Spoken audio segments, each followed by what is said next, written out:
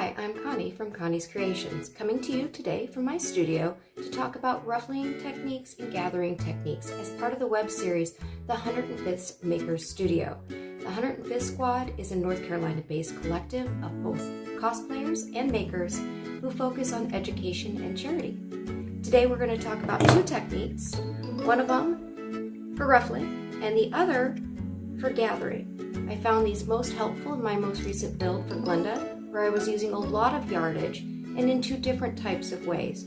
Sometimes when I was gathering things together, I only needed to make a certain length, but I didn't need a certain yardage to make it. The other times, like in a waistband of a dress, I needed a very specific size and like 8 yards of material, and it needed to be pushed down into 30-something inches of waistband. In that case, I used this technique. We're going to start with the ruffle foot technique.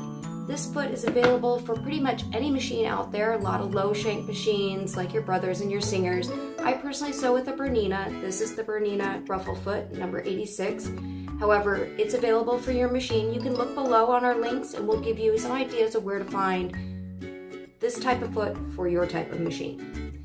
So we're going to start with this one. We're going to move on to this. This is the number 6 foot. It's basically a couching foot. So what you're going to do is put a little piece of thread through here that's a little heavier weight than something that you've used for just general sewing. This is really helpful when you've got a lot of yardage and very heavy weight fabrics. Now, there is a technical way of doing this type of technique for gathering, and that's to run 2 parallel lines next to each other, and then you gather amongst those. Where I find this being a problem is when you've got a lot of weight, that tends to break, or a lot of yardage, it also tends to break. Or if you're like me and you have the attention span of a gnat, you end up sewing the 2 lines over each other and then it's a waste. You have to start over again. Not my favorite technique in the world. So we're going to start with the ruffle foot. We'll get going on that. So this is the Bernina ruffle foot, number 86. We're just going to attach that to the machine and get it locked up in there. Swing that down, making sure that the little handle here is over the screw. So you've got a few choices. You've got a 1, a 0, a 12, and a 6. 1 just means for every stitch we ruffle. The 6 is every 6 stitch. 0, no ruffle at all. Very simple, very straightforward. So to get this started, I'm just going to feed my fabric in to the ruffle foot. And just pull it up a little bit with my knee bar. I know knee bar is cheating. And we're going to get started. I'm going to have it on a 1 and a standard 2.5 just to get started here. And as you can see, as I push it through the machine, it just gathers it up very simply. Now you can change the depth of the ruffle by changing the length of your stitch. So I'm going to go up to a 6 in the length of my stitch,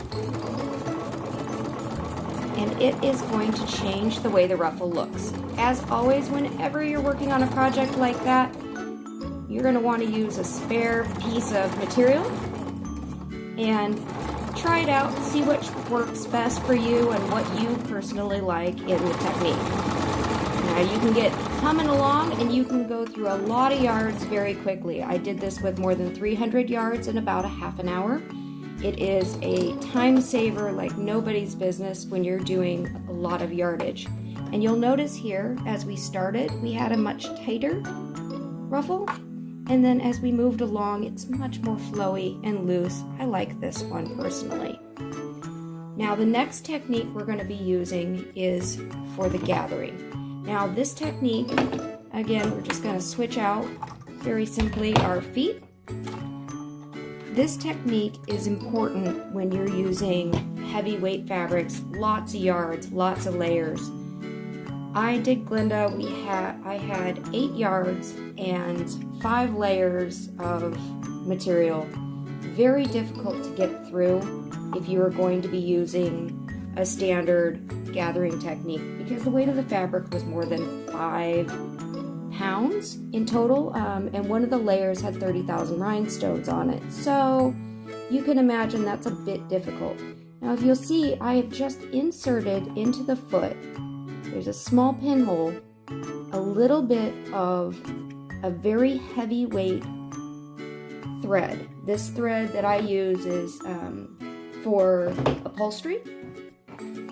And what I'm going to do is couching technique. And basically what happens when you do this technique is you're going to run over in a zigzag. So I'm going to switch to a zigzag stitch, and I'm going to keep it a pretty tight one. And you're going to run over this cord, and that cord will be what you gather on top of. This is going to be super helpful when you're putting together lots of yardage. You can see I'm just going to run that over. I'm removing my pins as I go. Do make sure that you tighten up this. Sometimes I like to just wrap the end around a needle a few times so that we don't accidentally pull that out. Just like that. And that's going to keep it from getting pulled out as you're moving through the yardage.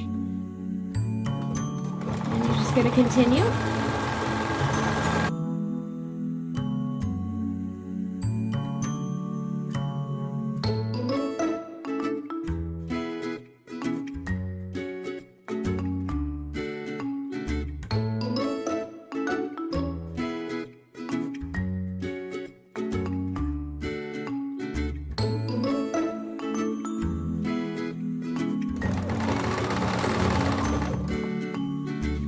Alright, now we're going to cut through the machine, and we're also going to cut this little thing. Make sure that you keep a good tail on it, and you're going to gather from both sides because you're going to want to hold this first side.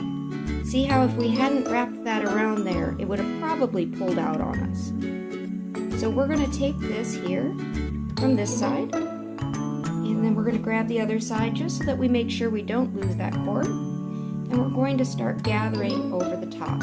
Now I had a 1.5 zigzag stitch over the top of this, which makes it fairly tight, and you can do different widths of the zigzag stitch to accommodate your fabric and to create a little bit different width of the ruffle itself. So as you can see, and this was the same material that I used for Glenda's skirt.